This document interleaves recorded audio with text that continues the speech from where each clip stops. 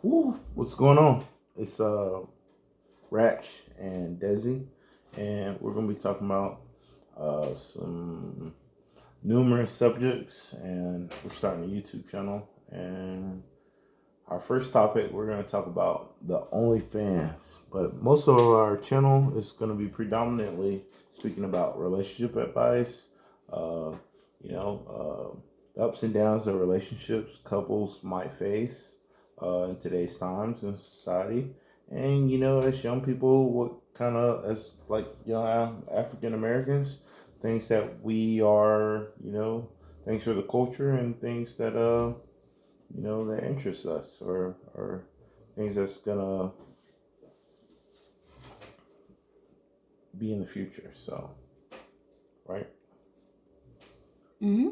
So to kick it off, OnlyFans. Apparently, OnlyFans is not no longer going to permit explicit content in sexual relation. So let's just go ahead and start off. Let's get the female perspective on OnlyFans no longer providing explicit content and services. How do you feel it's gonna affect today's time? I think that was like a huge come up for a lot of people, and I don't feel no type of way about it. But I will say that it did open and modernize the idea of just anybody doing cam girl, like making it accessible. I think that it's just something you could do in the bathroom or wherever. But yeah, girls will just switch over to cam grilling and it'll be another platform. Hey, it's your opportunity to build another app, and your app could be the next, but I don't have an opinion on it, honestly. My opinion is like I understand a lot of people were hitting like big licks on OnlyFans, and I think a lot of people honestly, depending on what you have going on, you have access, and it's a perfect way to make money. But I feel like by them pulling back on the explicit content, I think it's gonna put a strain. I mean, I don't think everybody is financial literate. Some of the like top things we deal with as like maybe the youth or millennials is financial literacy. I mean, and I mean hopefully people who are making good money, they have their finances in line and investments, or they're spending smart because it wouldn't last forever. But I mean, apparently it's a lot of people might take some cutbacks.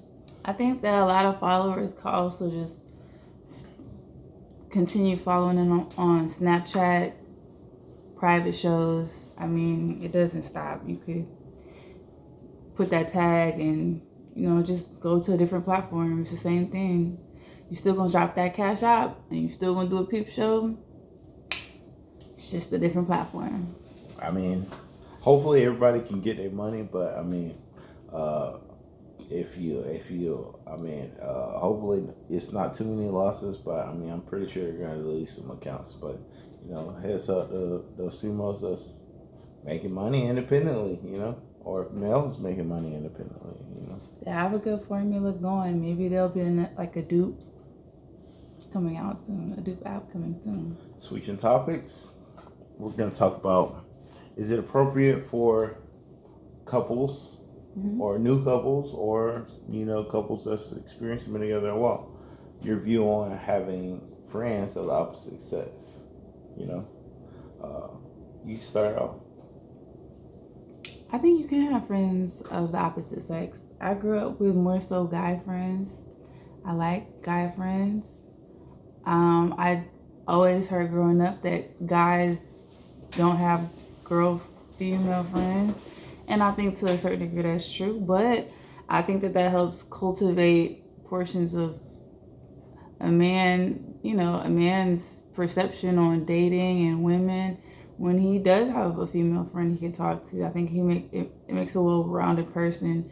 Just like anything, if you have an older person to talk to, an old head to talk to, or different ethnicities, I definitely think that that's ginger too. So you should have female and male friends, whether you're a male or a female. And I also think maybe potentially why limit yourself? You could also have a gay friend or something like that. That's my opinion. But I just recently started having female friends, and uh, it just depends on the area too. Like some metropolitan areas, the guys may just go about hanging out differently versus in the country, guys hang out differently. So it's a misogynistic aspect to it. There's a progressive aspect to it. Whoever you feel comfortable hanging out with, I feel like you should hang out with. However, you and your partner should probably talk about boundaries when it deal with, and also just you, like you and your partner should know each other, and because trust is everything. Trust is the relationship. I think it truly depends on the individuals and the established relationship. I wouldn't push boundaries if you don't have that type of established or type of repertoire or experience dealing with the opposite sex. As a female, obviously, it might be inappropriate to have a male over to your place when you're not home. If your male's not home. In other situations, you might have built a type of relationship where it's okay. In some relationships, you might set boundaries where it's never appropriate. In my opinion, I don't feel comfortable with any male friend sending a good morning text. It's not necessary, you know. In other people's situation, they might be besties. I think it really truly depends on the established friendship, how it was built, and where it's going, you know, in my opinion.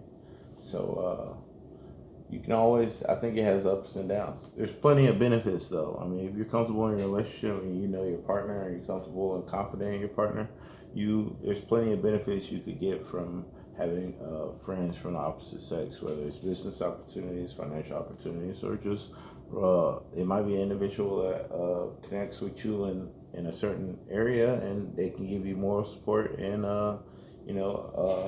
and have your back, whether it's ideas or anything. I mean, it doesn't matter what's between your legs; it's what's up here, you know, and where you stand with that individual. So, I mean, that's how I feel about it. What do you guys think about it? Right. You know, like what is cheating? Like comment below what cheating is, because people define that very differently. Also, what's cheating in one relationship might not be cheating in another relationship. Like I feel like cheating could be the concept of you feel like you're getting something from another individual, but with established boundaries, trust, and communication, you can have those needs met, and it wouldn't be considered cheating.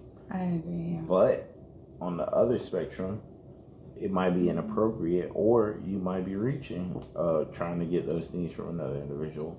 Cheating isn't just a sexual pretense. I mean, cheating is also, you know, you can mentally, you know what I mean? If you ever consider any type of dating or relationship with another individual in a relationship, it might not be considered cheating. You know, it might just be, you know, just thoughts in your head. I mean, how you feel? What's the limit? When are you pushing the boundaries on cheating? I think you're pushing the boundaries on cheating when your partner brings something to your attention and says, "Hey, I'm not comfortable with this." I think because I don't know. People are different. So I think really the dating phase is important. Like you have to be interactive in the dating phase. You have to ask questions. Sometimes it's not just eating. I love eating. I'll go out. I'll just eat and enjoy the food, the atmosphere. I might have some questions like openers, icebreakers, but they're important, you know. It's good to incorporate that because people respond to people differently. People have anger issues. People are low key like sociopaths or psychopaths. You really want to like pick people's brains sometimes and just see who it is that you're talking to. But people also have traumas and triggers, and it's something you may never run into until you run into it. So being vulnerable with your partner, communicating with your partner, understanding when your partner's hurt, and being empathetic to what's going on. You really have to be mindful because that time that you're hanging out with your partner, like that's sacred. So if something's unbalanced, y'all just need to communicate and work it out. And yeah, there's gonna be miscommunications. Like There's always gonna be miscommunication in a relationship. Y'all gotta work it out. And if y'all communicate, it's important y'all get it. Like y'all figure what's going on and nip it in the bud. Because when you keep having to communicate over the same stuff, that's usually like communication is not the resolve. But if you figure it out and you get it down pat, it usually makes things better. But a lot of times relationships, people misunderstand. They go through the same thing over and over again. And I think you shouldn't settle for when you have to keep dealing with the same thing, because people, your partner should listen to you. So I think it's not normal to expect to read people's minds. You shouldn't be able to read people's minds. Nobody can read your mind. So communication is important, and you should listen to your partner and try to make those adjustments. But also accept that you may not be able to make those adjustments. You got to know yourself too, right? Right. You got to know yourself, because if you can't make those adjustments comfortably, it's not going to work.